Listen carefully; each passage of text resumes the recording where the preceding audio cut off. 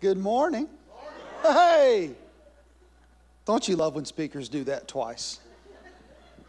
If you're a guest today, my name is Trey Kelly. I'm the pastor here. And we are thrilled you're here with us. And you picked an amazing Sunday. If you're a guest, we are wrapping up the teaching portion of a series we started a few weeks ago called I Said This, You Heard That. And for the last few weeks, we've been talking about this topic. We've been talking about communication. Specifically, here's how we define communication. Communication is the successful exchange of information, ideas, or feelings. We've been talking about this topic because we believe it's a universal topic. We believe that communication is the cornerstone of every relationship we have. At its core, every relationship is about sharing successfully what we think, what we feel, and what we know. And so for the last few weeks, we've been talking as a church about the reality of the fact that it's difficult sometimes to communicate clearly and to communicate well and to communicate properly with people in our lives. And sometimes it even seems the people we love the most, we find ourselves having the most difficulty communicating clearly. And so what we've been asking for the last few weeks as a church is, hey, can this get better? Is there anything we can do to improve our communication? And the answer is yes, unequivocally yes. For us, we believe God has an answer, and God has a path, and God has a step, and that's what we've been discussing for the last few weeks. If today is your first Sunday with us, again, we're so thrilled that you're here, and here's what I would encourage you to do, because this is week 3 of this series. We've been talking about it for the last few weeks. So when we're done today, I would really encourage you, go to the App Store, download our app, because you can catch up on all the content we've been talking about for the last few weeks and really understand much better about where we're going. But what I'm going to try to do today very quickly is give a brief recap of where we've been and then sort of set the stage for where we're going to go today. Because as I said, this issue, miscommunication, having a hard time understanding people, we believe is a universal issue. And the good news is we believe God solves this problem. We believe that he gives us a perfect roadmap that we can follow, and our communication can get better. And it comes to us from this man named Paul. Paul was an early church leader and pastor, and what God would do is God would give these men who were leaders of the church instructions to share with the men and women who were trying to become Christians. They would write them letters to say, hey, here's how you can follow Jesus. And what we believe as Christians is that we can still read these letters 2,000 years later, and we know what God wants us to do in our life. And Paul wrote about half of what we call the New Testament, many of these letters. And in his letter to the Ephesians, which was, they were a group of people, they lived in Ephesus, and he started a church there. And he wrote them a letter. And in Ephesians 4, we believe he gives them and through them us the solution to our communication problem. And here's what it is. He says, do not let any unwholesome talk come out of your mouths, but only what is helpful for building others up according to their needs, that it may benefit those who listen. Now, for the last 3 weeks, we've been saying that this is the answer. This is the solution. But what we've been discovering is it is much more difficult to put into practice than we actually think. And that's why we're spending several weeks talking about it. If you were here last week, you know we really kind of dove into this question of how do we know what's beneficial to other people? How do we know what other people need? For most of us, we only know what we need. We know what would work for us. We know how we want to be spoken to. We know how it would sound for us. We know what we would want, but we aren't really sure what other people would want, and we can guess, but it can be confusing. And if you're here last week, you know we really dove into this issue, and we discovered this statement, that communication is a subjective struggle in need of an objective solution. Subjective refers to feelings, objective refers to facts. So much of our communication is feelings. I feel this way, she feels this way, you feel that way. But if we really want to get a good positive step forward, we need a fact-based solution. We need an objective approach. We need something we can trust at all times in all situations. And last week we discovered that Jesus gives us that clearer, better approach when he taught his disciples and us to use him as our standard in all things, but specifically in communication, which is why last week we asked this question. Am I speaking to others how Jesus speaks to me? And we all sort of agreed that, hey man, that really would be a great standard. That would really be a great approach. if we could just begin to use how he treats us and let that be the standard for how we treat other people. But it led to a more fundamental question. That's where we ended last week. That's where we're going to pick up today. If we are going to speak to others how Jesus speaks to us, we have to know the answer to this question. Well, do I know how Jesus speaks? Last week we talked about that begins with a personal relationship with Jesus. That begins with placing our faith and our hope in him. And today I want to pick up right there and say, okay, so how do we know how Jesus speaks? How can we figure that out? And the good news, as I shared last week, is that Jesus' followers were very, very smart. They didn't just take his information. They didn't just live it out. They actually wrote it down. They wrote down for us his life. We have 4 different biographies of his life that tells us how he lives and specifically tells us how he spoke. We have a history of the early church where we can see how his followers lived it out. And as I mentioned a moment ago, we have training manuals written by men of God to people of God to say, hey, this is how you follow God in your life. This is how you love like Jesus. This is how you speak like Jesus, how you forgive like Jesus. And so we have these very, very clear pictures in the New Testament of who Jesus is and how to act like Jesus. But today, what I want us to do is I want to focus on one word. Because the beauty of God and the beauty of his teaching is that it is so much simpler than sometimes we even imagine. Because when we begin to ask the question, do I know how Jesus speaks? It really comes down to one word, one decision, one choice that Jesus made. And it is through that choice that everything he says resonates to our souls. And it is the very same choice that we all can make together to speak like Jesus speaks. Now, to help you understand what that word is and what that choice is, I want to go back to Paul. I actually want to go back to the book of Ephesians. Ephesians 4:29 has been our operating verse for this series. At the beginning of the next chapter, in Ephesians 5:1, Paul picks up on this idea. He was talking specifically about speaking, but then he sort of backs up. And he paints a picture for what it means to follow God in our lives. And in painting this picture, he reveals this single word, this single choice that we all can make to begin to speak like Jesus speaks. So if you have your Bibles, go ahead and open it back up to the book of Ephesians, Ephesians chapter 5. It's going to be up here on the screen. And here's what Paul tells us to do. Paul says, hey, imitate God, therefore, in everything you do, because you are his dear children. He says, hey, so if you want to follow God, imitate God. Act like God. And I know for some of you, you're saying, no, wait a minute. I thought we were supposed to imitate Jesus. We're supposed to imitate Jesus, or we're supposed to imitate God. Well, see, that's the beauty of being a Christian. That's the reason Jesus came. They're the same thing. See, when Jesus was on the earth, he said multiple times, everything my dad has ever wanted you to know about him, he has revealed in me. Jesus says to know me is to know the Father. To know how Jesus would speak, to know how Jesus would act in a situation, is to know how God would act in that situation. So when Paul says imitate God, he means imitate Jesus. He uses them interchangeably, as we'll see in just a moment. Here's what he has. He says, so live a life filled with love, following the example of Christ. He's saying, how do you imitate God? Follow the example of Christ. And how do you follow the example of Christ? By living a life full of love. Which again, if you were here last week, that makes sense. Because Jesus said, hey, here's what I need you to do. I want you to love other people like I have loved you. That was the new standard he said. And so Paul says, imitate God, love like Jesus. And then Paul gives us the single word, the single choice that characterized Jesus' love, that characterized the way Jesus speaks and can characterize the way we speak to the people in our lives.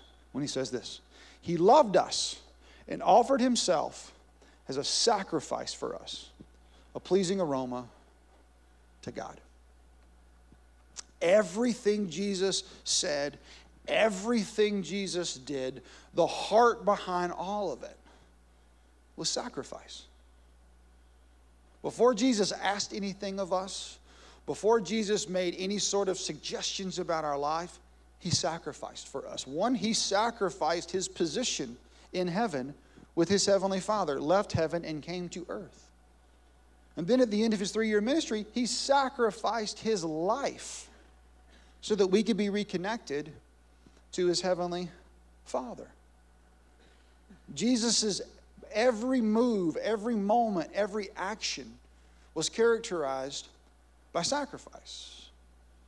And that's important for us today, because if we're going to learn to speak the language of Jesus, if we want to do that, we must understand this fundamental truth that Jesus speaks through sacrifice. He speaks not through sacrificing his will to my will, but sacrificing his wants to my needs. That's what it means to sacrifice. And when Paul says, hey, follow Jesus, live like Jesus, live a life of sacrifice, what he does in the rest of Ephesians 5 is the first thing he does is he says, so if you want to imitate God, if you want to love like Jesus, if you want to sacrifice like Jesus, the first thing you need to do is sacrifice your wants for what God says. And that's sort of what Ephesians 5 does. It talks about some behavioral issues for those of us who are going to follow God. And it says, hey, there's going to be plenty of areas in your life you're going to think you're right, and you're going to feel like you're right. What I'm going to challenge you to do is I'm going to challenge you to be like Jesus. Sacrifice that for what God says is right, for what Jesus says is right. Learn to trust that his way is better. So it starts internally with behavioral issues. But then he pivots. In the 21st verse, he says, and further, beyond obedience, beyond personal, submit to one another out of reverence for Christ. Beyond your personal relationship, when it comes to other people in your life, sacrifice. When it comes to other people in your life, submit. When it comes to other people in your life, do what's best for them, not what's best for yourself. And some of us want to raise our hand and say, well, Paul, who do we have to do that for? We're very confused by that. Who should we submit to? And so if you finish reading Ephesians 5, even into Ephesians 6, Paul says, well, number one, in your personal private relationships, he talks about spouses, husbands, and wives. He says, submit to each other, one another. You should submit in marriage. You should submit to each other in those romantic relationships. But he also goes to families, and he says, hey, parents, hey, kids, you should submit to one another. You should do what's best for one another. But then he continues and he says, hey, even in your business relationships, even in your work relationships, bosses and employees, you should submit to one another.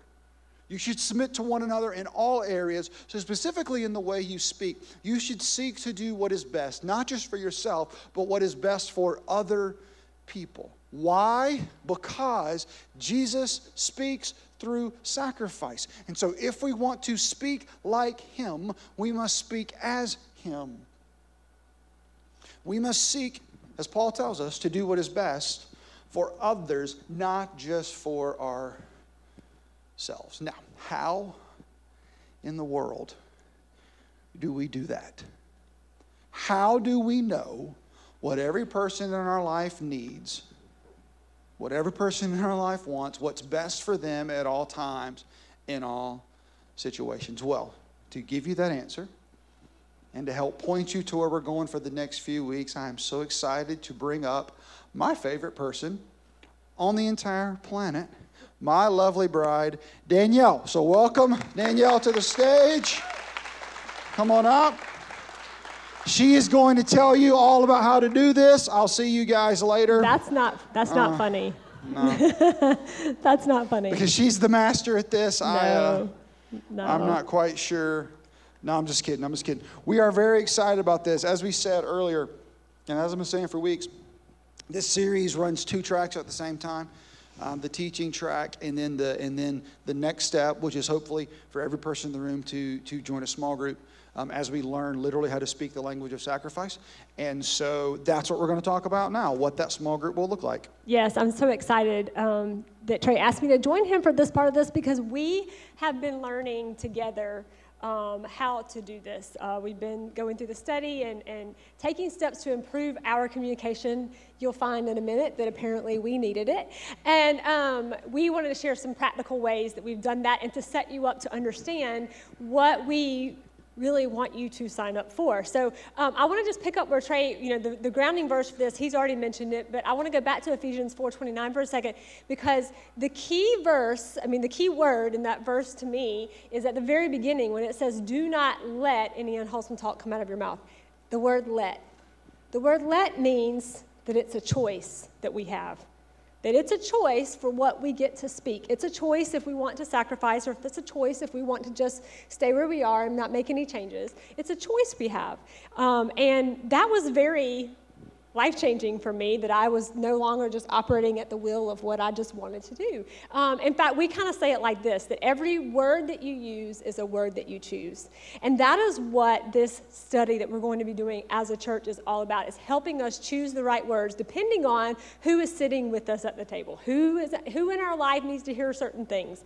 And so it's so exciting to me to be able to explain ways that we've better chosen the words that come out of our mouths. And the way you're going to do that today, up front, we are going to go ahead and tell you what we really want you to do is to sign up for this 6-week study. So we're going to give you time to process what that looks like, but we want you to sign up today for this study to help you better choose the words that are going to benefit those around you in helping to build them up. Yeah, and honestly, here's the reason why. This study takes an approach, and it establishes some facts. You've seen us talking about it today with all the colors, and we're going to get to that in a moment. But basically, this study begins with every person in our life, including ourselves, is born with one of 4 what they call temperaments, which is just essentially the way you process information, the way you view the world, the way you hear things, the way you speak things. We all have one of those 4. And the key for us is to not only identify ours, but to then be able to identify the others in our life.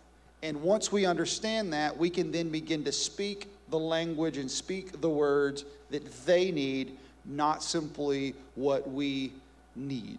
Yes, and it's so fun to think about. Yes, that's exactly right. He's acting like I'm the expert on this. I'm really not. Although I do love to learn about how people receive information and how they in turn speak it, which is what this is all about. So it's my fun place. Okay, you'll be surprised to find in a minute, I'm not yellow, I'm actually green. But these are the 4 that they break down in terms of temperaments, the why behind the word you choose: sanguine, choleric, melancholic, and phlegmatic. Those are crazy old words that really sound funny to us. Those words are terrible. They're terrible, and it's because it's centuries old. What's his name? Sophistry? Yeah, sophistry. Socrates? Socrates, that's it. That's what I meant to say. Socrates, sophistry, tomato. Football in the brain. Okay, so he's the one who kind of came up with these, so these are old words. But so for the purpose of this study, we actually take those words away. It's a lot easier to identify with what your color is. Now, this is really fun to think about what you may be, right? Because they all process information and act in different ways and hear different words. And for the sake of this study, one of the things we're going to look at is that the yellow and the red, the top of the grid, they are extroverted, which means for the purpose of this study, they actually process externally, which was different for us. The bottom 2, the green and the blue, they process internally. Now, you can tell today we tried to be real fun. Trey is a red and I am a green, which means we are polar opposites. I wonder how many of you are in a relationship with your polar opposite, which is real fun, right? We complement each other in a lot of ways, but we also have had trouble communicating sometimes because, perfect example, he processes externally. These are people who just say things. They're just without thinking. They just blah. You know what I mean? Okay? Internally. No, I don't just blah. Sometimes you do. Actually, he's super, super smart, so he probably doesn't just blah. But he does process out loud. He wants to talk it out loud. Well, no, a great example of this is in staff meeting or even with her, but at work, basically, something will come up, and once a week, I'll say, hey, guys, I've given this 0 thought, but let's talk it out. Yes. Let's just think it out loud. I tell people all the time, think out loud, think out loud, think out loud, because I want to hear what's going on, because that's what I do. It's as I talk it out that I gain clarity. That is not how everyone does it. That's right. I process internally, which means in said staff meeting, I wait until everyone has had a chance to talk. I see how they all got to where they were, and then I might share an idea if I think they haven't already shared it. And so it's really, really interesting what that has helped us do. When we have tense conversations, he needs to process out loud. I need to process internally. One of us has got to sacrifice that position in order for us to communicate at all, right? And so this was just grabbing groundbreaking for us. And this is just a taste of what you will learn as you begin to study how you communicate to each other. Another really cool thing about the grids, the colors, where you may find yourself is that the people on this side, the blue and yellow and green, they are people-oriented, and the red and the blue are task-oriented. Now, what this means is that the green and the yellows will gravitate towards people in a situation, whereas the red and the blues will gosh, I can't speak this hour. Gravitate towards the task at hand. For example, if we're getting ready to leave the house, even if we've set a time to leave, I'm trying to be funny about it, but it sounds terrible. Anyway, even if we've set a time to leave, Trey will, 10 minutes beforehand, we gotta go. Whereas I'm like, are the people... And all the reds are with me because they're late. Right. And so I have to give them a 10-minute warning. We gotta go. And I'm thinking, are the people going with us okay? I mean, it's just, what They'll be okay important? in the car on time. Right. So this is just breaking down every day how these little things that you might not realize how you're wired come out in how you speak and how you communicate. And really fun, we're going to be super transparent today. In our immediate family of 5, so there's Trey and I, and we have 3 boys. And we have every color represented in our immediate family of 5. So parenting's real fun. When you think about all the different ways that we have to speak in order to connect with them, to get across to them. It's this way with everybody, and our staff is all represented. Tell them what our kids are. Oh yeah, so our oldest David, he's red. Our middle son, John, he's blue. And our youngest son, Jacob, is the yellowest of yellows. In fact, for the most part, they're laughing because they know Jacob. He actually has on yellow shoes today. If you see him, and yellow is his favorite color. He is the yellowest of yellows. And we just love him. But we've had to change how we speak to him because his dad is a red. And his dad doesn't speak yellow much at all. So he's had to learn how to speak so that Jacob can hear him. And our staff is a lot this way. At work, we've realized this. The people that we love the most all speak differently. And so it's worth it to learn about how to sacrifice in order to communicate in a way that they can hear. And so I want to speak to the fellow Reds, or the people who are like, this is just another study, another... putting people in boxes and all that kind of stuff. That's just totally not what this is. Here was the major takeaway for me that reframed everything for the way I think about people. It's natural for us to think we are normal because it's all we know. It's not natural for us to think people that are the opposite of us are also normal. But the beauty of learning, no, it's not. Or it's not for me. Maybe I'm indicting myself. The beauty of this study for me, and the beauty of really understanding how different people think and how different people tick and operate, what we've got it up here. It's this. I learned that my normal might not be their normal, and that's normal. Yes. And I'm just telling you guys, when I began to understand that it wasn't I'm right and she's wrong. It was, this is how I'm wired, and that's how she's wired. And I am just as right to operate in my normal wiring as she is just as right to operate in her normal wiring. And my kids' normal wiring. It is normal that they react the way they do. And when God began to open my eyes to, they just are different, and that's normal for them. And if you want to connect with them, you have to approach them on their terms, in their language, because it's normal. They don't know that you think it's weird, because they think the way you are is weird.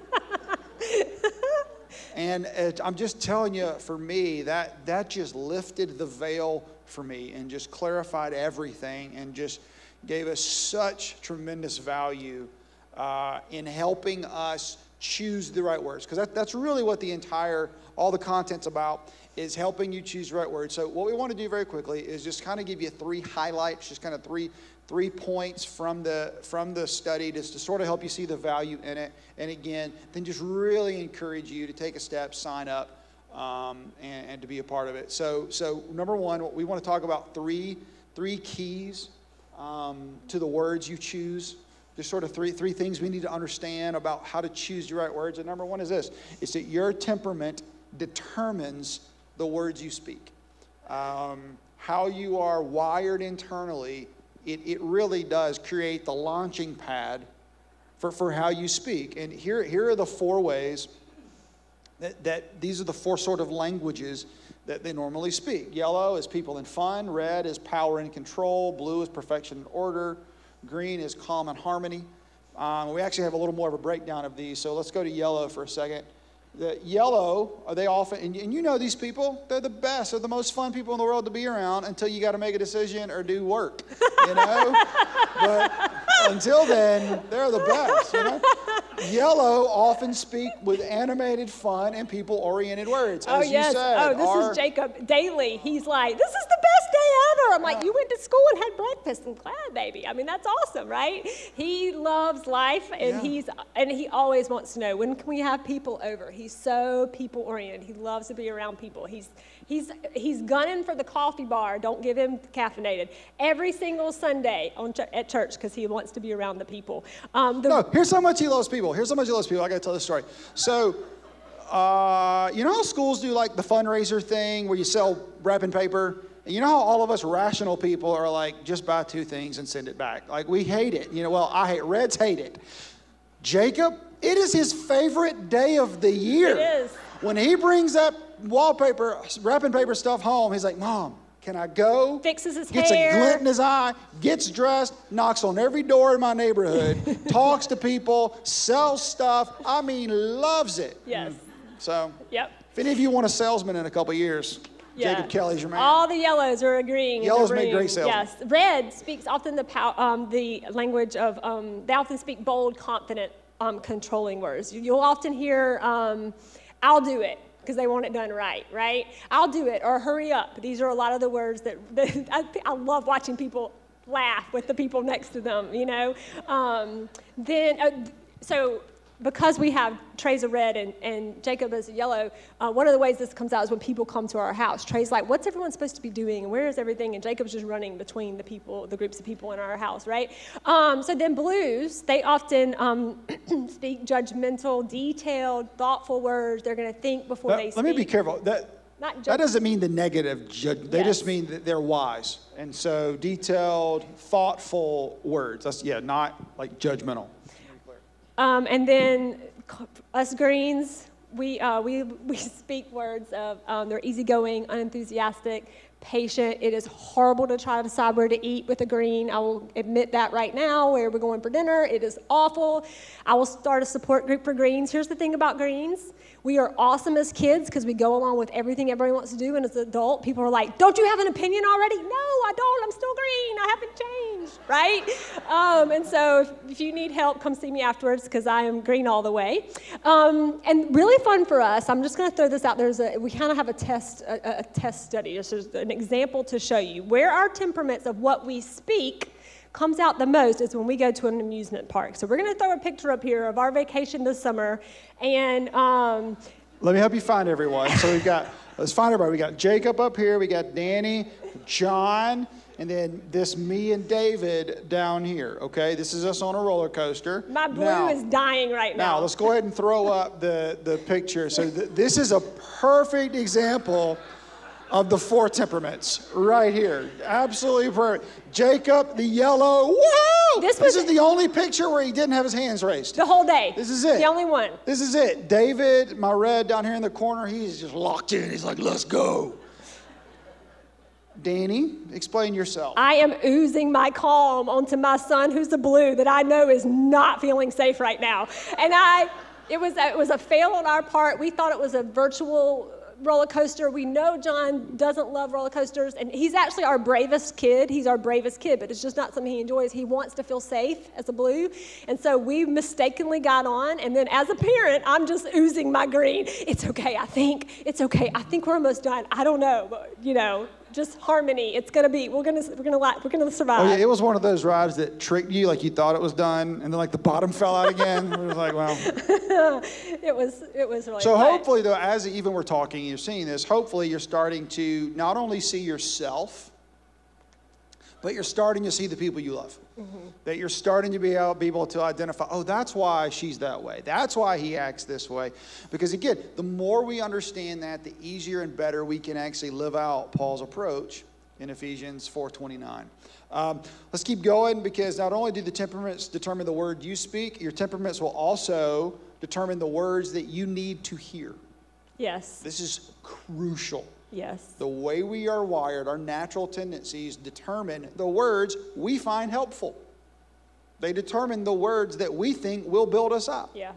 They determine the words that will benefit us when we listen. So as the speaker, it's our job to sacrifice, not what we would want to hear, but to learn what they would want to hear. And we actually have a breakdown here. And there's a lot of information here. So just so you know, we're actually going to give you a card on the way out with this on it, because this is initially we were going to say get your phone out and screenshot it, but we actually have a card for you, because these needs right here really, I mean, for us personally, understanding this, that she needs to hear different things and I need to hear and our kids need to hear different things, really gave us the framework for how to actually be able to speak helpful words that benefit those who listen. Yeah, and I know as some of you are sitting here, you're actually just now identifying with what color you may be, and this may clarify it for you, because you know when you have these words of life, words that build you up spoken into your life,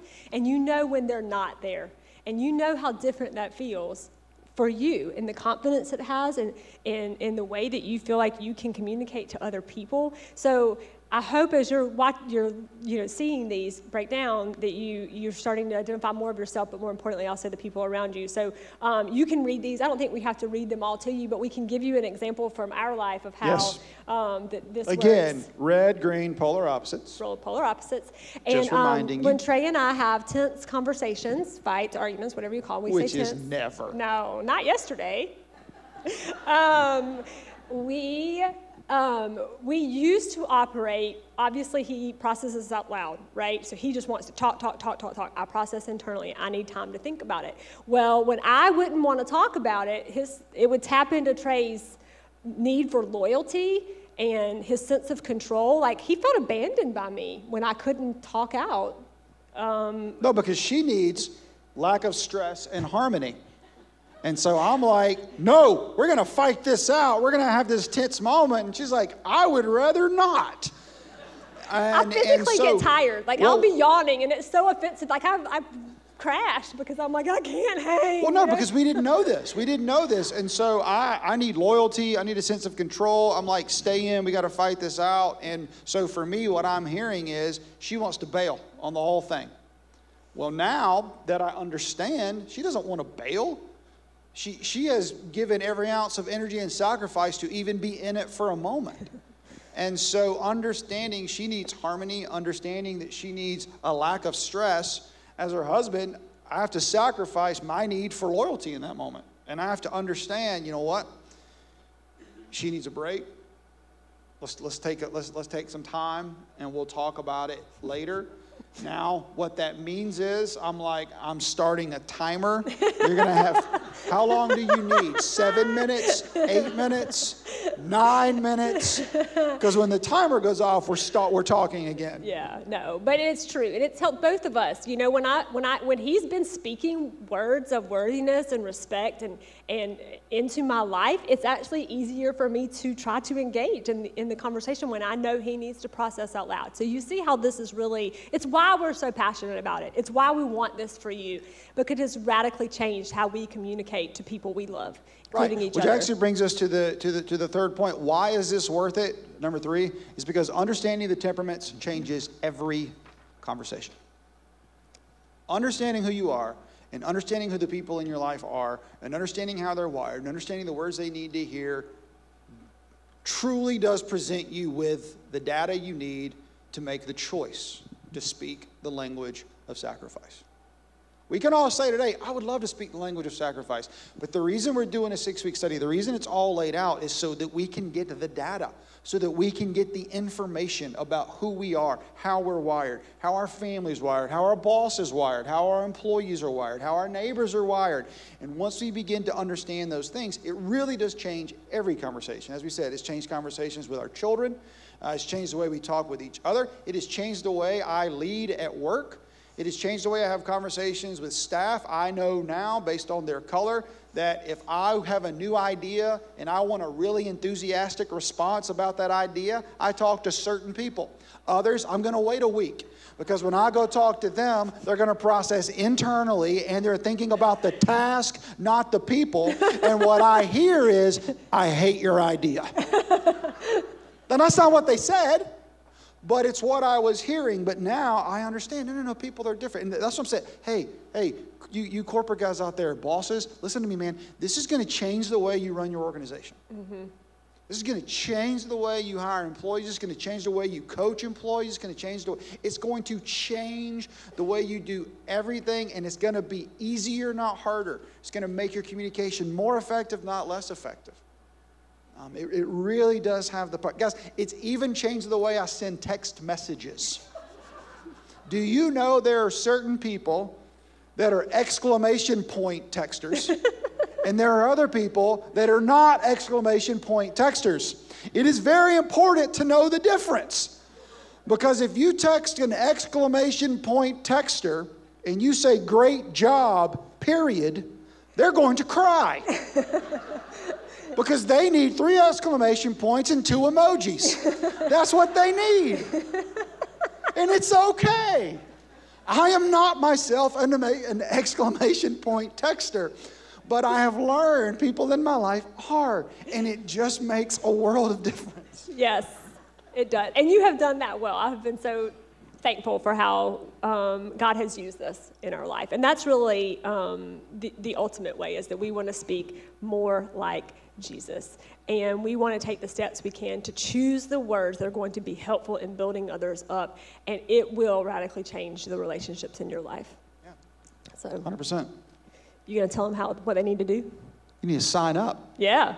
You need to sign up for a group, and we have even tried to speak your language in this. So if you are the people, if you are my yellows and my greens, when we dismiss today, there's going to be people outside at tables. You can go talk to people. You can go have conversations, get all your questions answered, and just sign up for a group. Or for my reds and blues, my task-oriented people, on the back of the card is a QR code. Just take out your phone and zap it and sign up online. You don't have to talk to anyone. Not a soul. Not a person.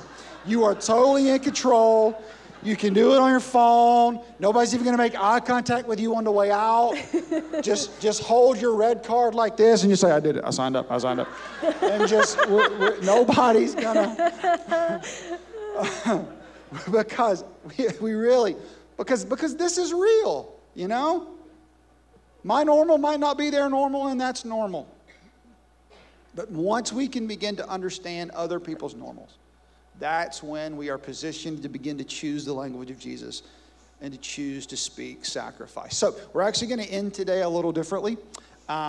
We did a few more songs on the front end. We're not going to do any songs when we're done. I'm actually going to pray for you. And then when I'm done, I'm going to dismiss you so that you can go straight and sign up. Or you can go straight to take out your phone and take a picture and stay quietly in your seat. Whatever your language is, our prayer is that you can see the benefit in learning how to actually put Jesus' words into practice. Learning how to speak his language of sacrifice. This is honestly the best tool we've ever found for doing it. And we're just so excited about what God might do in and through our church as we take this journey together. So I hope you enjoyed today. I hope you've been encouraged. And I hope you will take a step to join a group. Let me pray for you. God, we just love you so much. And we are so thankful for your son. And we are so thankful for the practicality of his teaching. God, I just pray right now that you give us all the courage and the wisdom to take a step.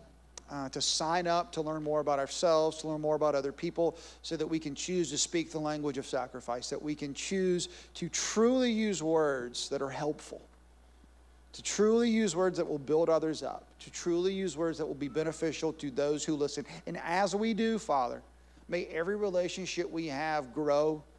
May they strengthen as we build our lives on your truth. We love you. It's in your Son's name we pray. Amen.